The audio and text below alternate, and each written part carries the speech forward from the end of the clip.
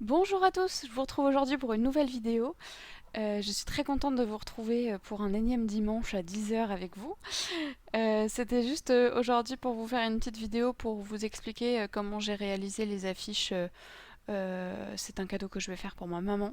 Des affiches minimalistes. Je tiens à préciser avant toute chose que ce n'est pas moi qui ai inventé les motifs. Voilà, je l'ai juste pris sur internet. C'est des motifs que je trouvais très jolis, mais je tiens à dire que ce n'est pas moi qui ai inventé les motifs. Voilà, donc au début je prends une feuille A3, elle est un petit peu grise, c'était un reste que j'avais chez moi de mes études, donc une faute, c'était une page A3, donc je l'ai coupée en deux, donc ça fait à peu près un format A4 puisque je l'ai un petit peu redécoupé.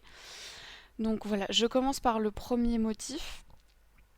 C'était important pour moi d'avoir quelque chose de très simple pour me mettre en jambe un petit peu. Voilà.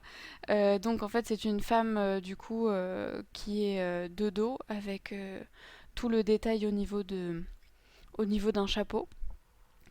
Ça m'a permis de pouvoir bien comprendre comment j'allais réaliser mon autre dessin sur le papier avec le type de papier, mon type de crayon. Et ensuite, je pars sur le deuxième. Donc le deuxième, c'est une rose avec un visage à l'intérieur. J'ai commencé par faire tout le pourtour avec un petit Staedtler 03 pour pouvoir être sûr de tout mon contour avant de le remplir.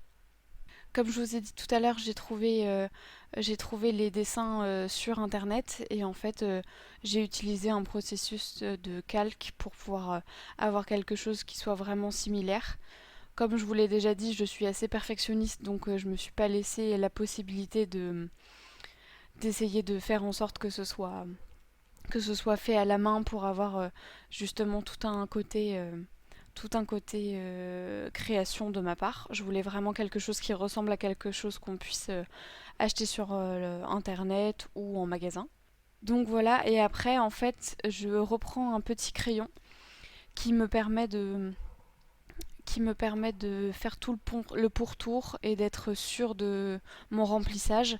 Comme le stylo était beaucoup plus épais avant, ça ne me permettait pas de faire tout en détail. Donc je reviens avec ce petit crayon pour être sûr. Et ensuite, je vous montre le tout dernier. Le tout dernier, je ne l'ai pas réalisé en vidéo avec vous parce que il était donc du même processus et donc je vous montre seulement le résultat. Je vais acheter un cadre, donc du coup je vous retrouverai pour la préparation des cadeaux de Noël avec ce cadre-là. Je vous souhaite une bonne journée.